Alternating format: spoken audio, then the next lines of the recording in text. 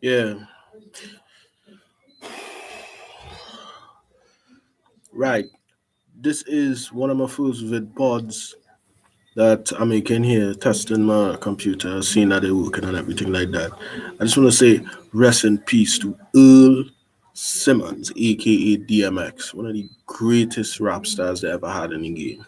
I mean, DMX was just out of this world. He was totally one of the best that ever did it, hands down. One of the greatest rappers that ever put it down like that. You understand what I'm showing you? I mean, there wasn't anybody that was like DMX. There wasn't anybody who could spit like DMX. You understand what I'm telling you? Because he spit everything from the heart.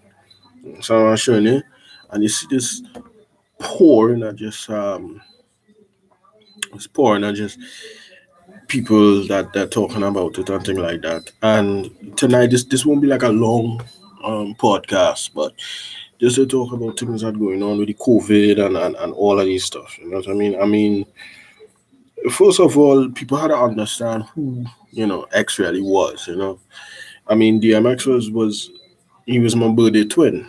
You understand what I'm telling you? And I mean, he was like they didn't know how much words I could really be put in it. I mean, how he grew up and everything like that. Robin in Baltimore, the Rough Riders coming up in the game, in the rap game, with his dark and hella sort that. I mean, that album went, I think, 5 times platinum, and then in the same calendar year, he dropped Flesh on My Flesh, Blood on My Blood, which also went 3 times platinum.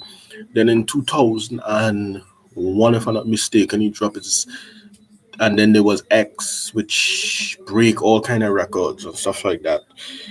I mean, he was on Belly, Rome, You Must Die, Exit Wounds, Created the Crave, Last Hour. I mean, he had his own, at that time, a reality television thing, DMX, Soul of a Man. He had that on BT. He wrote his own memoir, which is Earl, the autobiography of DMX.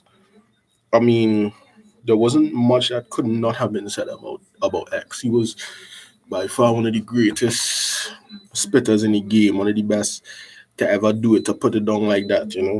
For young youths and thing that was coming up. Because me personally from Trinidad, the debate if it was rap was between um DMX, Jay Z, and Ja Rule. That was when I was in primary school in the 90s.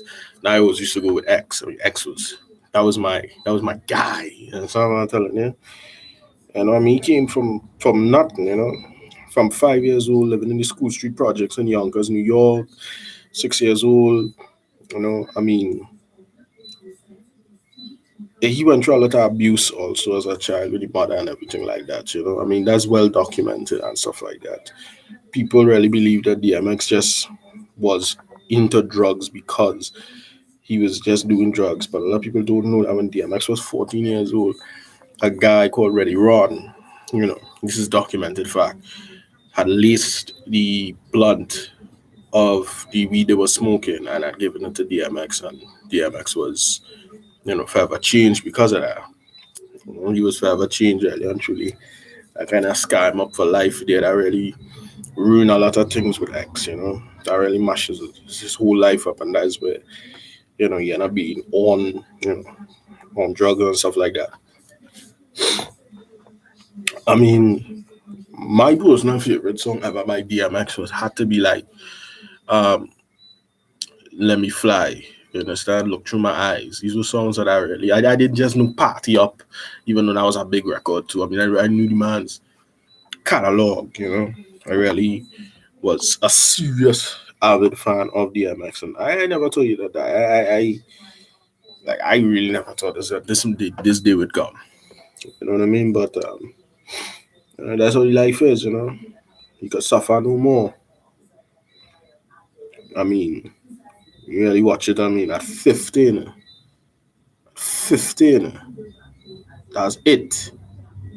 We got to take better care of ourselves out here in this COVID and take care better of about people and stuff like that. So, I was going to make this short little 5 minute thing here to say rest in peace, the DMX, dog for life.